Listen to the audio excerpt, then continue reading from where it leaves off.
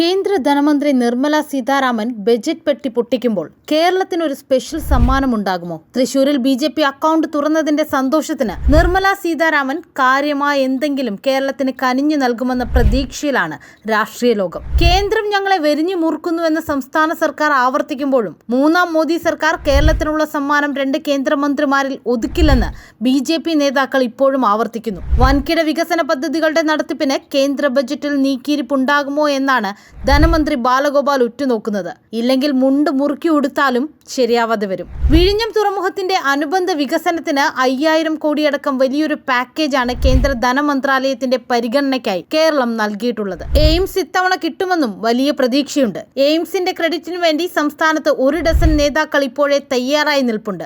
AIIMS കിട്ടിയാൽ അത് ഏത് ജില്ലയിലാകും എന്നതാണ് പുതിയ ചർച്ചകൾ.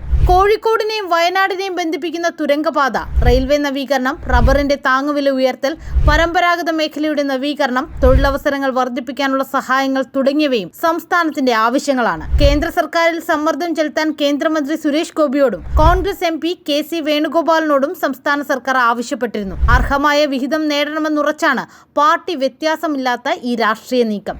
രാഷ്ട്രീയ പോരിൽ ആവശ്യങ്ങൾ നഷ്ടമാകുന്നത് അവസാനിപ്പിക്കാൻ അനുരഞ്ജനത്തിന്റെയും പ്രതിപക്ഷത്തെ ചേർത്ത് നിർത്തിയുമുള്ള സമ്മർദ്ദത്തിന്റെയും സമീപനമാണ് സർക്കാരിന്. അത് ഗുണം ചെയ്യുമെന്നാണ് കരുതുന്നത്. കഴിഞ്ഞ 10 വർഷവും കേന്ദ്ര ബജറ്റ് സംസ്ഥാനത്തിന് നിരാശയായിരുന്നു. കിഫ്ബിയുടെയും സാമൂഹ്യ സുരക്ഷാ പെൻഷൻ കമ്പനിയുടെയും വായ്പകളുടെയും പേരിൽ വായ്പാ പരിധി കുറയ്ക്കുകയും നികുതി വിഹിതം കുറയ്ക്കുകയും GST നഷ്ടപരിഹാര കാലാവധി നീട്ടണമെന്ന അപേക്ഷ തള്ളുകയും ചെയ്തു. റെയിൽവേ വികസനത്തിന് കാര്യമായ സഹായവും കിട്ടിയില്ല.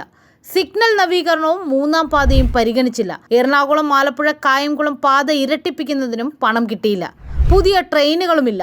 എയിംസിനായി കോഴിക്കോട് കിനാലൂരിൽ സ്ഥലം ഏറ്റെടുത്തിട്ട് 10 വർഷമായി. കൂടുതൽ ട്രെയിനുകൾ ഓടിക്കാനാവും വിധം നിലവിലെ സൗകര്യങ്ങൾ മെച്ചപ്പെടുത്തുന്നതിനൊപ്പം സിൽവർ ലൈനിന് കേന്ദ്രാനുമതി വേണമെന്നും സംസ്ഥാന സർക്കാർ ആവശ്യപ്പെട്ടിട്ടുണ്ട്. എന്നാൽ രാഷ്ട്രീയം മറന്ന് സിൽവർ ലൈൻ അനുവദിക്കാൻ കേന്ദ്രം തയ്യാറാകില്ലെന്ന് വേണം മനസ്സിലാക്കാൻ. കോഴിക്കോട് വയനാട് തുരങ്കപാതയ്ക്ക് കേരളം 5000 കോടി രൂപ ചോദിച്ചിട്ടുണ്ട്. കടമെടുപ്പ് പരിധി വെട്ടിക്കുറച്ചും അർഹമായ ആനുകൂല്യങ്ങൾ തടഞ്ഞുവെച്ചുമുള്ള കേന്ദ്ര നയങ്ങൾ സംസ്ഥാനത്തിന് പ്രതിവർഷം 5710 കോടി രൂപയുടെ നഷ്ടം ഉണ്ടാക്കുന്നുവെന്നാണ് ധനവകുപ്പിന്റെ കണക്ക്. വായ്പാ പരിധി വെട്ടിക്കുറയ്ക്കുന്ന നടപടി കേന്ദ്രം 1 വർഷത്തേക്കെങ്കിലും ഒഴിവാക്കുമെന്നും കേരളം പ്രതീക്ഷിക്കുന്നു.